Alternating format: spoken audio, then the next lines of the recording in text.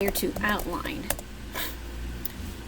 And I'm gonna make this outline blue just for shits and giggles. So I'm gonna outline over the drawing, kind of haphazardly, and if I shut this layer off, the traditional drawing is gone. It's just left the outline. That's really all you do. Yeah, so import your drawing, make a layer, use that layer, and use that layer to outline, and then once you're done, just get rid of your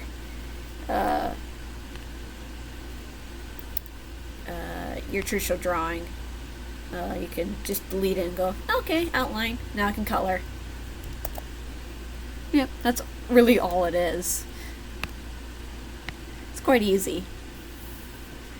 Go back to entitled. It's very, very easy. I know it took me a long time too. I used to I didn't know how layers worked for a very long time, so I drew over it and how the fuck did I get rid of it? Okay, so layer options, that's always fun to mess around with. Alright. Protect Alpha. So, Protect Alpha on Krita, it's a little bit different. It's a different title. Protect Alpha, so I made this purple circle. It should show up. Alright, and I'm going to press Protect Alpha. What Protect Alpha does is, now I can't draw anything on the canvas except for in this purple circle that I drew. And that's what it does. That's Protect Alpha. That is very useful for if you have colors in certain layers and you don't want it to touch the other colors in the layers. You just Protect Alpha and you can freely draw. Yep. I do this a lot because I separate each piece, like the skin, the hair, the clothes, in different layers, and I don't want them touching and mixing when shading or outlining or highlighting, so I just use Protect Alpha. It's very useful. It's mm-hmm.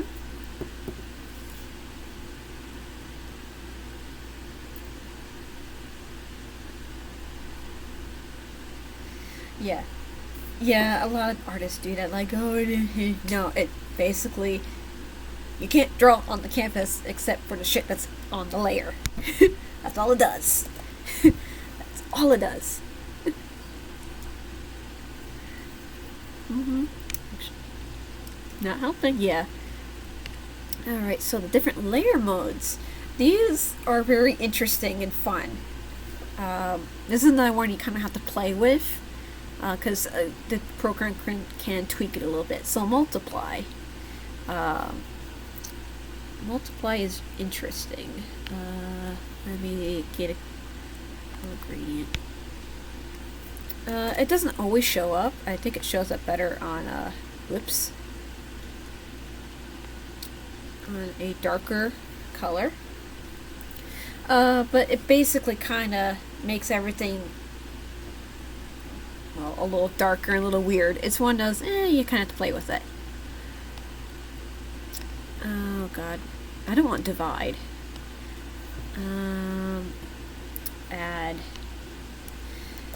Add makes everything brighter as you draw usually. Actually, I should do clipping. It works better in the clip. Multiply. Yeah, that does nothing. Oh, okay, so here's the multiplies effect. See how the purple kind of turned a lighter blue than the green?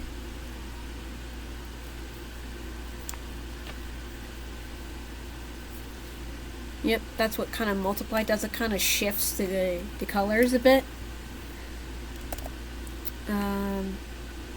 Add makes shit brighter. Sometimes even turns white. And yep. Divide. That's a weird one. Divide's kind of funky. So I'm using blue. It turned into the complementary color of yellow. And kind of, yeah. Yeah, blue, actually no. Purple and yellow are complementary, but blue and yellow are very close too on the color wheel. So yeah, it kind of turns into the opposite color. It's very weird. I don't use this one often. Overlay. It's kind of similar to multiply. It makes everything a little saturated and sometimes changes the color. This is very useful for highlights and sometimes shading. It's like overlay's gonna become your best friend. Oops. Huh?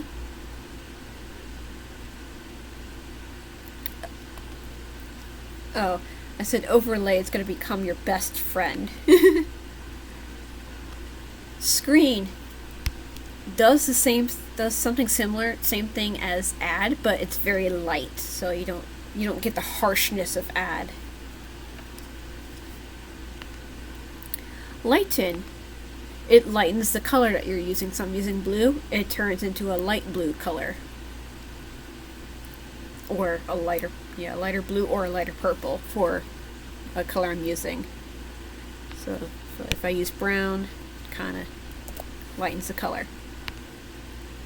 Darken does what did you expect? Darkens the color. Yeah. Difference. Yeah. Difference does something really cool. Depending on what color you use, you can get some funky ass colors.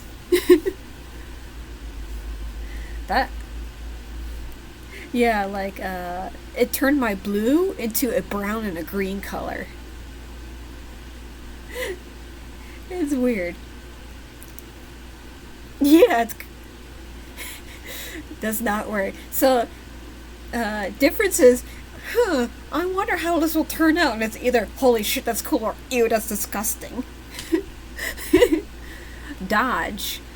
This is also like add. It's the middle ground between add and screen. It's also a layer for lightning. Not lightning, for highlights. Sorry. Poor choice of words.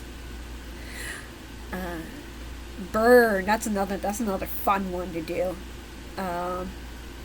Depending on the surface color, it either turn darker or lighter. It gives a really nice saturated color. Yeah, this is also good for shading or if you want to make a color pop. Soft light. Also, kind of you want to use this for your mid highlights. It makes the color softer. Yep. No, YouTube's not dying. Hard light. It really depends on what you're using. Yeah. Hard light's kind of funky. Oh, there we go. Works on pink. Yeah, so hard light makes everything saturate. Well, it's very color dependent. Yep. Really, it's very color dependent. Mm-hmm. Oh.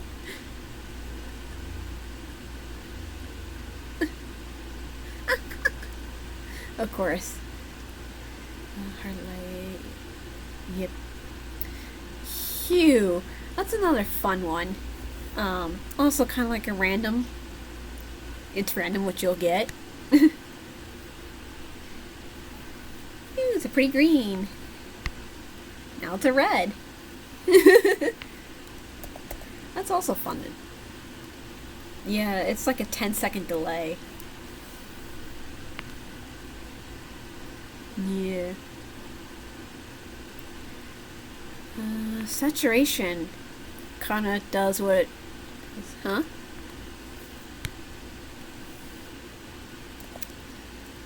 Yeah. Yeah, saturation could be more neon depending on your color.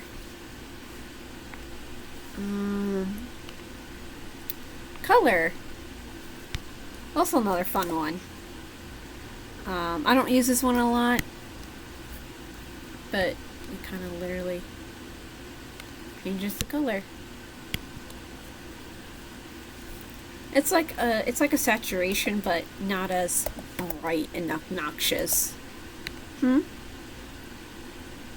Yeah. Brightness, I don't know why. That doesn't look bright to me. Unless... Okay, never mind. Depends on what color you use. Brightness, if you have a dark... If you have a dark color, it turns it dark. If you have a light color, it makes it light pastel. It is what it is. That's pretty much all the different blending or layered options. At least here. I know Krita has a little bit more.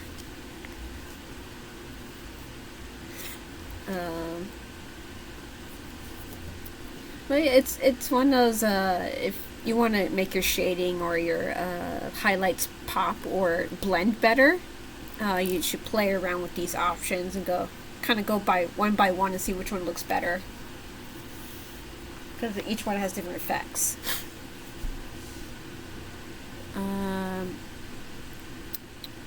Have you done clipping before?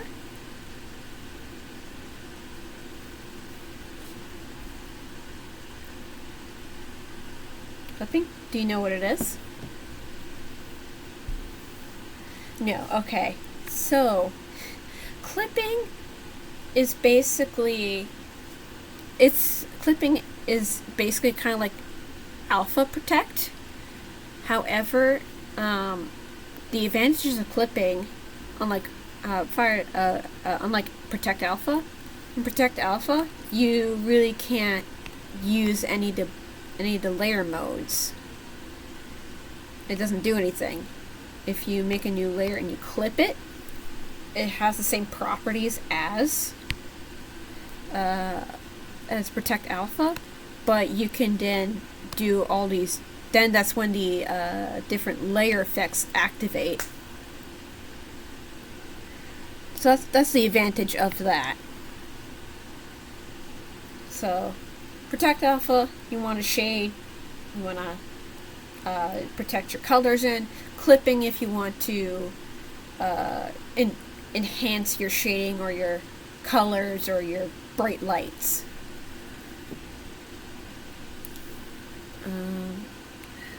Anything else you're curious about?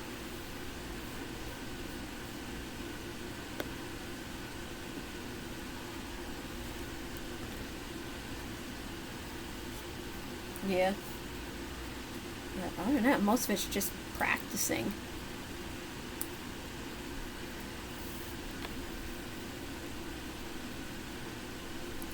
Oh, actually, I do have one thing I want to tell you about, and this was a fucking lifesaver.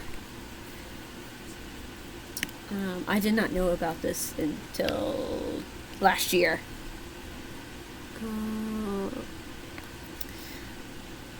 This one's really cool, and it's quite helpful.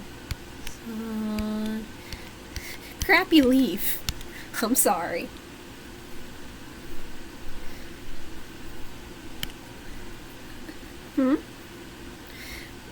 Alright, so I'm gonna get the select tool. I'm gonna circle it. And on Fire Alpaca, there's a certain command. On Krita, there's also a command. You probably have to look it up. On Fire Alpaca, if you do Control T, this gives you the Transform tool. You can freely move it. You can spin it. Yep. Whee! It's spinning. Yep, and I can make it smaller. If I can get it. There we go. Yay, smaller. Just don't make it bigger because, oh my god, pixels. Oh, wait. Yeah.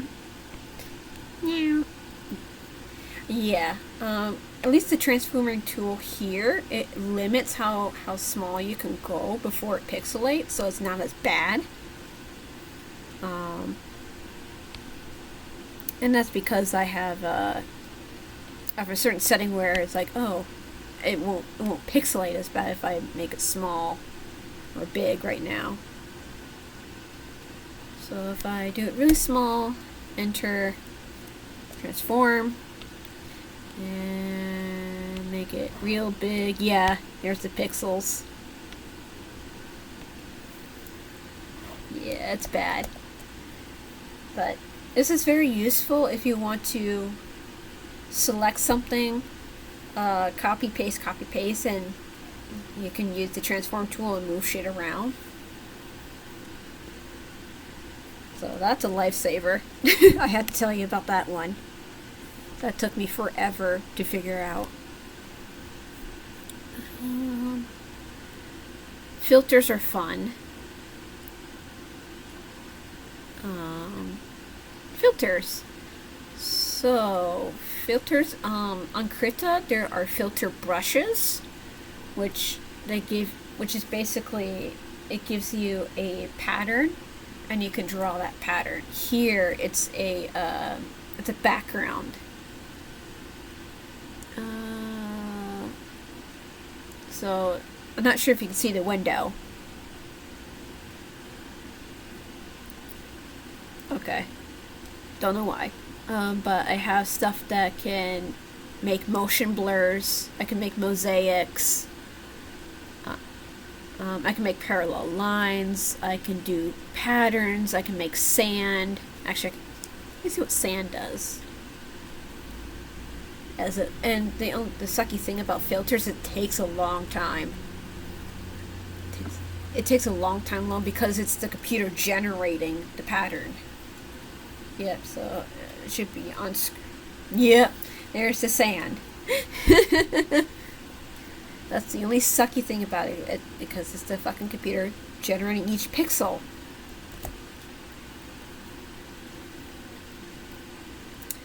A person would want that. What artists usually do is after they finish their the main majority of their drawing, they do filters and make realistic backgrounds or maybe certain patterns on their shirt, something like that. That's why they do that.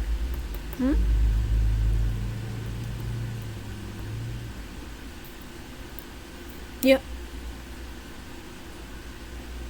Yep. Pretty much.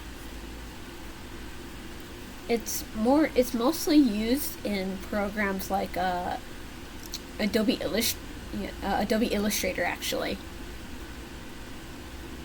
Illustrator.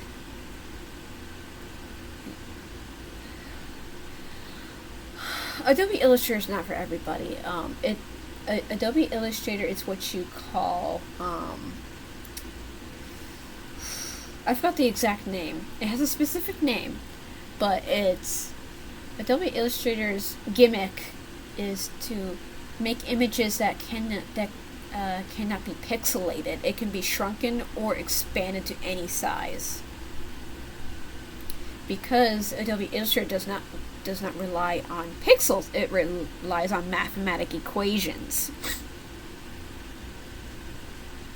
Yeah. So what it literally does is turns your lines into, and it calculates lines through mathematical equations. So if you want to shrink something, it goes, okay, let me calculate this, and it's shrunken.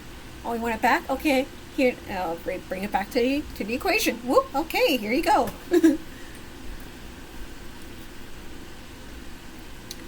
Like I said, it's not for everybody, and the most restricting thing it has is that you cannot draw it.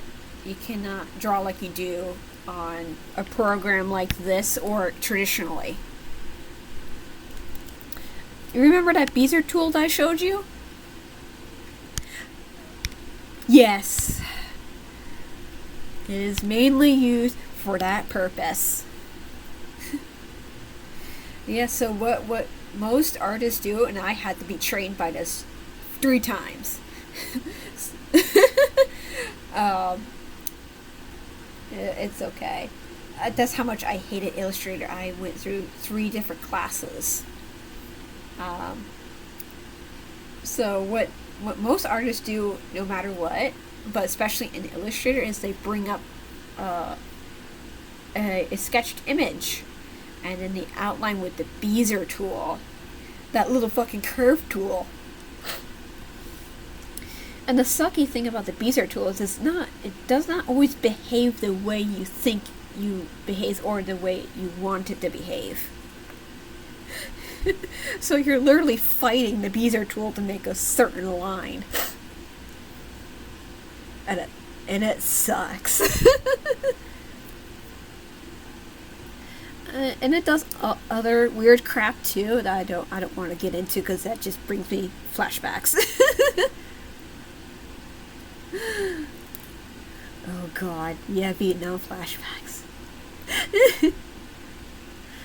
Yeah, it's definitely not for everybody. It's one of those you either love it or you fucking hate it. And I'm in that I fucking hate it category.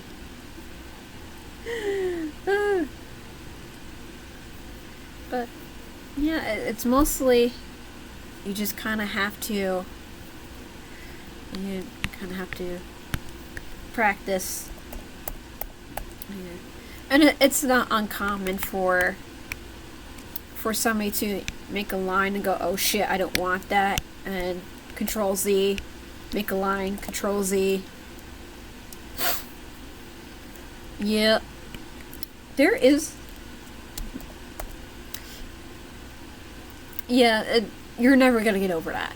I can give you tips on reducing it, on reducing your chances. So, alright, you have a tablet, correct? Alright. Oh, okay. Alright. Alright, so here is what you do. Now, I have the advantage of a computer that's also a tablet, but this works on any tablet. So, instead of flicking with your wrist, so I'm gonna flick with my wrist right now. See, flick, flick. It can make really good lines, but it's not always efficient. That what you want to do is you want to use your whole arm to flick. It sounds fucking counterintuitive, but it works. Yeah, so you use your whole arm to flick, and it makes smoother, better curves, and you don't have to Control Z as much. The advantage with that as well is with using your whole arm, is for longer strokes. So let me zoom out. This long piece, huh? Yeah. Yep. Yeah. Longer lines you want to use your whole arm.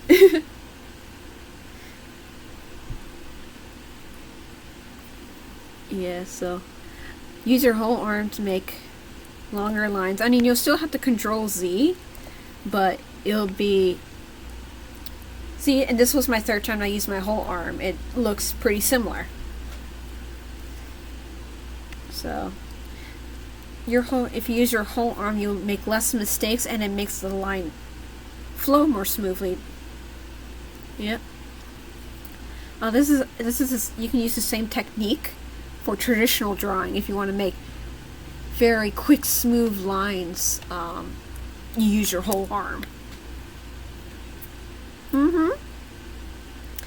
Yep, this is, I was taught that in traditional art class because a lot of us are used to using their wrists, and you can hurt your wrist that way and it gets tiring. Yeah, that's how you get carpal tunnel. Yeah. It happens a lot with beginner artists. They're not used to using their wrists, and they get pain in their wrist. It can also you can also have strain in your hands from kind of gripping the pencil, doing your wrist. So using your whole arm, look at you nice smooth lines, and it'll have you make less mistakes. That's a good tip. Another tip. Yeah, it's usually college art classes that will teach you that shit. Nobody else. It does cost money. For me, it was worth it. It's like, oh shit, I learned a lot. But it's not for everybody. And it's definitely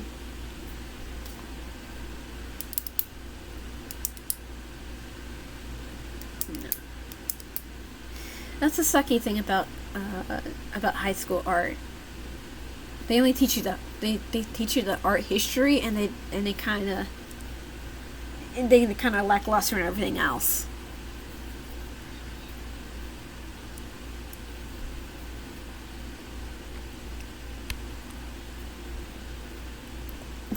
Of course.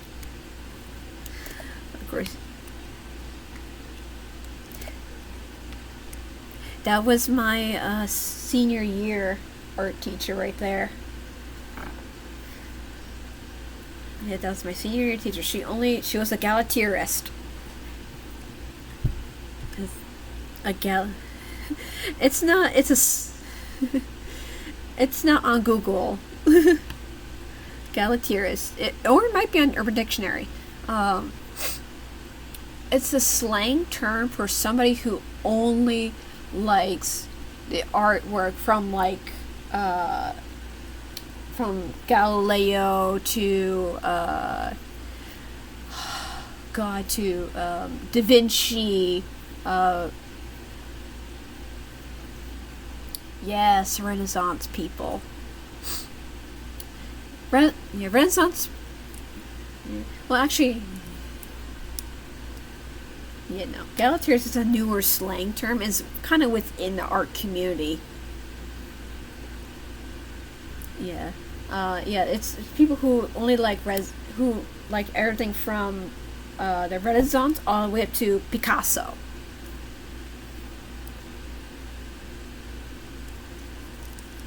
Yeah, and anything new like cartoons or anime or any modern art, they're like, that's fucking trash.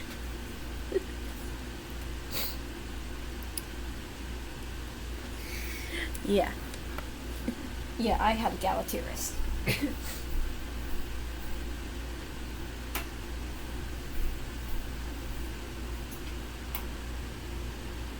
Yeah, he does abstract art. Granted, I actually learned this in college before Picasso became an abstract artist. He was a very good realistic artist. Um,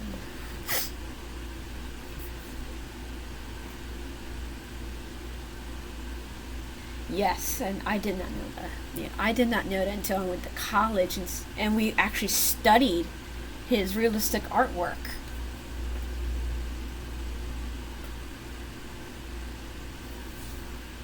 Yeah. No, we studied his realistic artwork for a semester, mainly uh, to show how he does it, and to kind of drive home a point, which yes, I do agree with to some extent. Um, you have to learn the rules before you can break them. And that was the point. Like, before his art, he made realistic art. Then he's like, fuck the rules, I'm gonna break them. So, in a way, I admire him for that. I still don't like his abstract art, but at least I respect him.